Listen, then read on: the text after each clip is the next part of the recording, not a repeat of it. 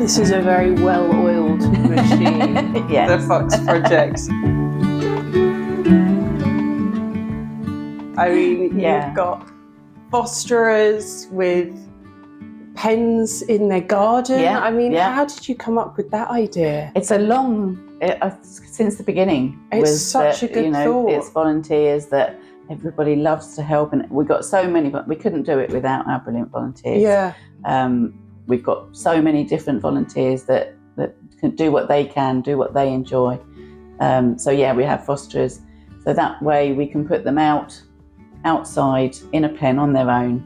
And then there's one person watching one fox, which we kind of find is quite effective. Okay. Because somebody's concentrating on one. When you've got them here, obviously, you're concentrating on more. Yes. Once they're out of this intensive care part, and they're not needing any kind of daily medication or observation, right. They're just basically recuperating. Mm-hmm. Then they go off to a pen, and then they're watched, and then they can kind of sit calmly and quietly.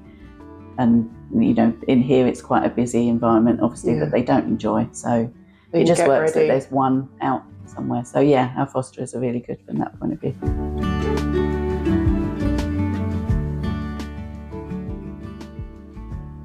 He was a real pitiful sight. So initially it is a mange treatment for him, but also to deal with the dehydration, so fluids.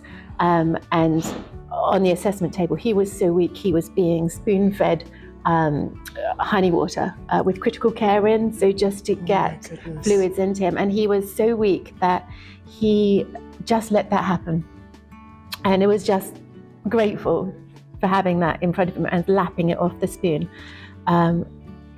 He was on his last legs. When you see him, you'll see that he's got the bald parts, like you saw, and that is just healthy skin now, where the mange crusts have come off. The mange treatment has dealt with the mites, killed the mites, and that's why he's now bald. So, and the hair can now start to regrow. Yeah, so that takes 5 to 6 weeks.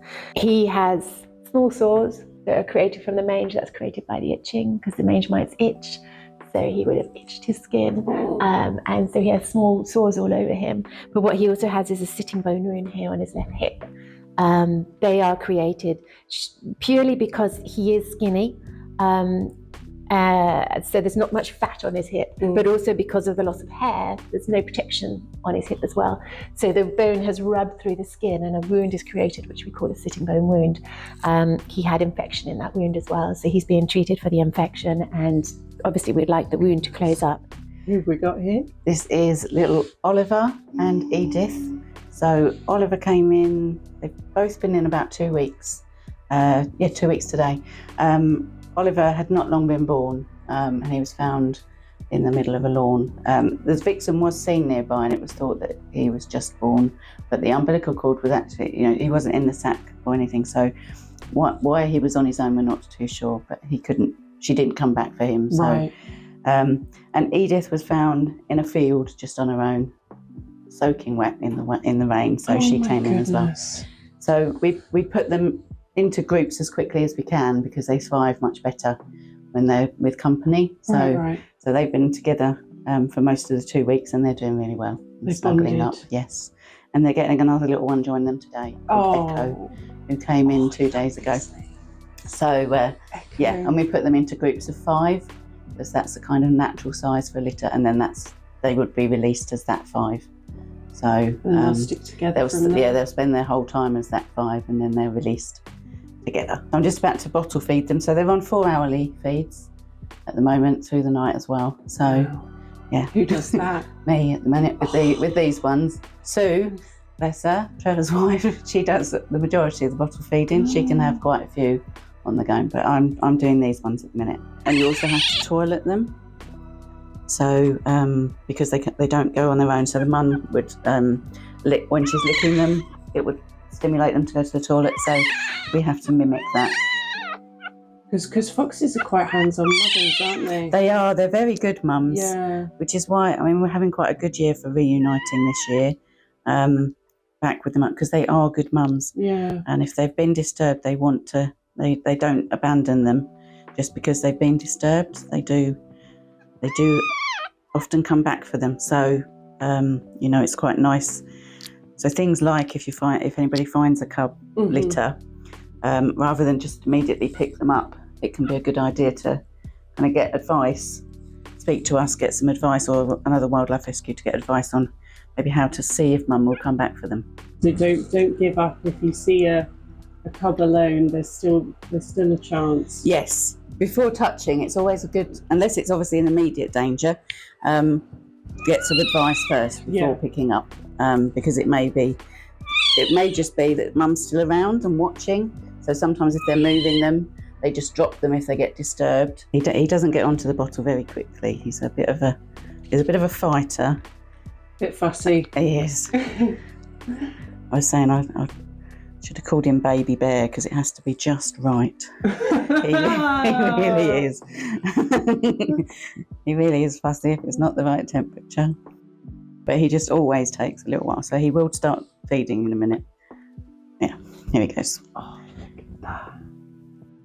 I mean, how could you not just fall in love?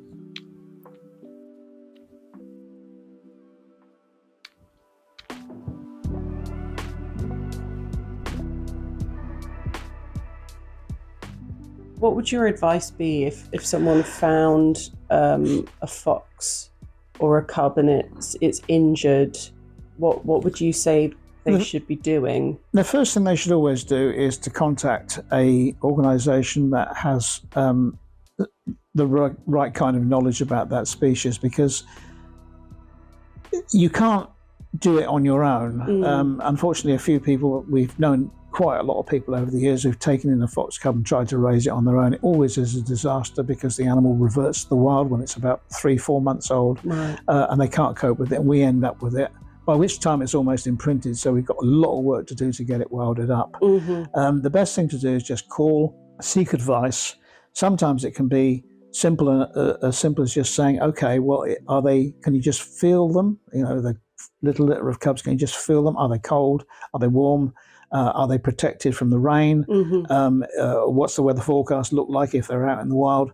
Can you just leave them there, monitor them for a while and see if they can be got back to the mother?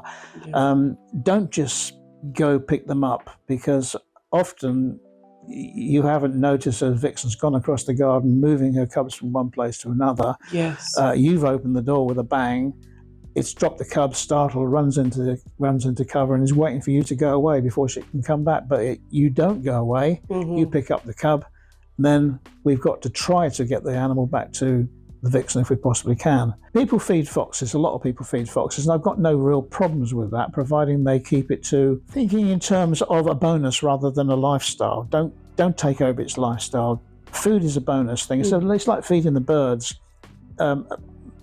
I've heard it said that 75% of people feed the birds at some time or another, whether regularly or sporadically, and or 70% of householders, whatever.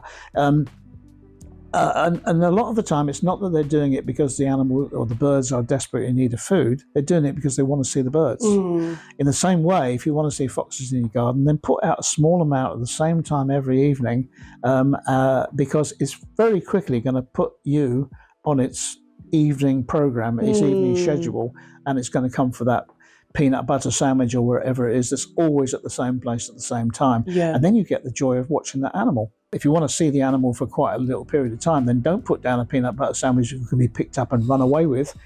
Scatter out some peanuts and raisins and stuff like that, and they'll just take ages picking all those up, which is very annoying for the fox, but from your point of view, you're getting a good sighting of it.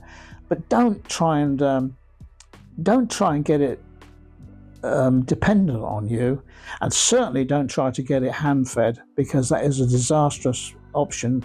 If most foxes are selective anyway. They don't trust everybody, they just trust the person that they've come to trust. But some of them will, and particularly juveniles, they'll just think, oh, people feed me, and this person's fed me by hand, and then they walk up to the wrong person who has a more lethal attitude towards it.